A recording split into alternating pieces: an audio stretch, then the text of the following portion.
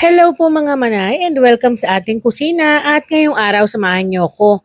Dahil maiba naman ang ating nakasanayan na puto cheese, bakit di natin gawing espesyal? Kaya naman para dito sa ating recipe na ham and cheese espesyal puto, aba pwedeng mo tong pagkakitaan at pwedeng panghandaan. Kaya wag na natin patagalin, tara na at atin nang umpisahan. Bali dito, una kailangan natin ng isang malaking lagayan na ating paghahaluan ng mga sangkap. Gagamit tayo ng salaan upang masala natin ang ating harina na gagamitin. Bali dito, gagamit tayo ng 2 and 1/2 cups ng all-purpose flour. Then, maglalagay tayo ng 2 tablespoon ng baking powder. At maglalagay din tayo dito ng half teaspoon ng asin. Saka natin to salain. So ginagawa natin to para maiwasan yung ma-overmix at madali nating ma-mix ang lahat ng sangkap na ating ilalagay. So maiwasan natin yung meron pang buo-buo na harina. Pagkatapos nito, ang lalagay naman natin ay 3/4 cup ng white sugar. Then i-mix lang natin ng maigi. Kung maglalagay kayo ng kulay, pwede naman ang wash sugar. Pero dahil ito ay vanilla, so white sugar yung ating kailangan. Bali maglalagay ako ng pinakabutas sa gitna kung saan dito natin ilalagay yung mga iba pang sangkap. Unahin natin ang 1 medium size ng egg at gagamit tayo ng French vanilla gamit ang flavor aid ng Bakersfield. Maglalagay lamang po ako ng 1 teaspoon. Then mix natin. Sa paggawa nito mga manay ay napaka-easy lang kaya naman pwede nyo itong pagkakitaan kasi isa to sa pinakauna kong binibenta noon. Then saka tayo maglalagay ng 2 cups ng tubig. Saka natin lalagyan ng 1/4 cup ng milk powder, any brand ng milk powder ay pwede. Then 2 tablespoon ng oil. Saka natin haluin ng maigi, tunawin ng maigi yung ating gatas na nilagay. Kung wala kayong milk powder, pwede naman ninyong gawing evaporated milk o fresh milk yung ating tubig.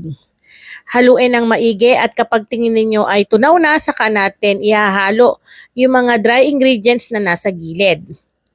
So mix lang natin ng maigi at iwasan na ma-overmix. So na-overmix lang naman ang ating cake batter kapag hindi natin nasasala yung ating harina. So ang nagiging resulta sa ating pagluluto, nagiging parang pudding, hindi umaalsa yung ating puto na i-steam. So haluin lang natin yan hanggang sa maging smooth ng gaya nito. At kapag tingin nyo ay okay na, so pwede na natin tong iset aside para naman makapag-ready tayo ng ating mga puto molder na gagamitin. So dapat ganito yung kanyang texture, hindi sobrang labnaw, hindi rin sobrang lapot. So bali dito gagamit tayo ng large molder.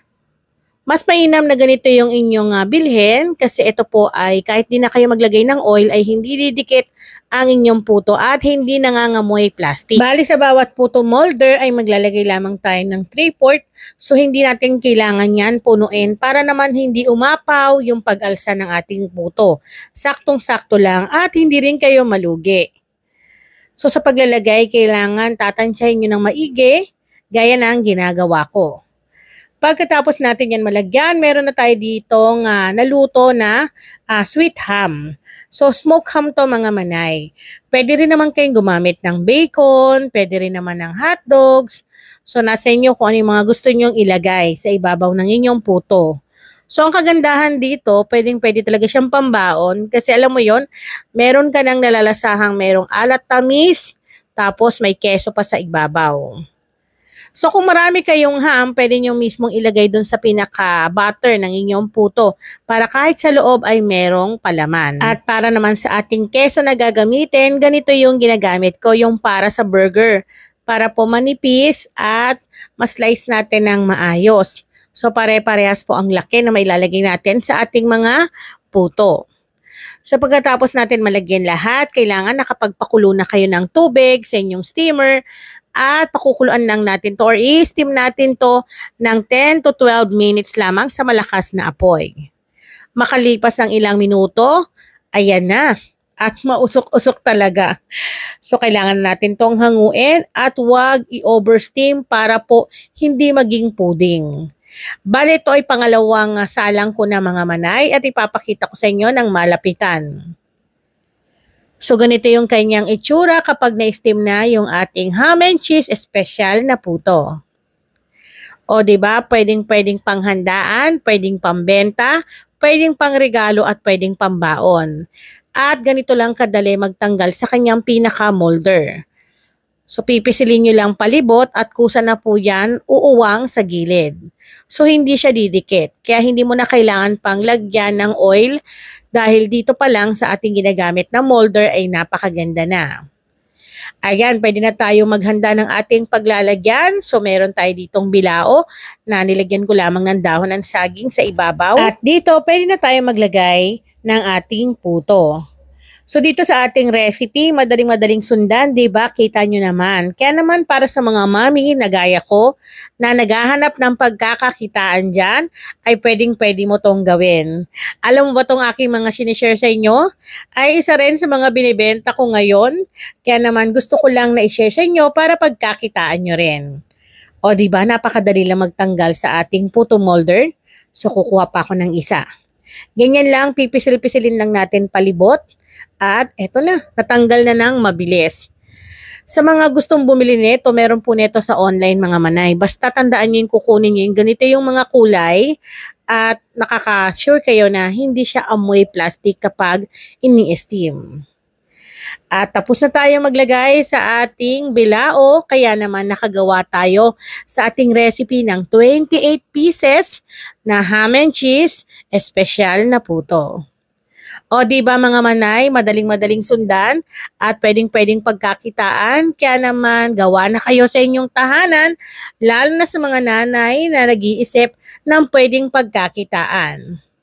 At sa mga gustong makagawa ng maramihan, doblehin nyo lamang po yung aking recipe na aking nabanggit para makagawa kayo ng marami nito. At eto na, syempre, titikman ko. Yung lasa niya, ito yung gusto kong puto na parang kala mo mala Goldilocks, siksik. Tapos lasang-lasa mo yung smoked ham. Merong palo ng alat, tamis na siguradong magugustuhan ng mga bata. The best na the best tong pambaon at lalo na panghandaan mga manay. Kaya naman sa mga nanay, gawa na po kayo. Kaya ayan, muli ako po ang inyong madiskarteng nanay. Maraming salamat po sa inyong panonood at magkita-kita po ulit tayo sa susunod. Paalam!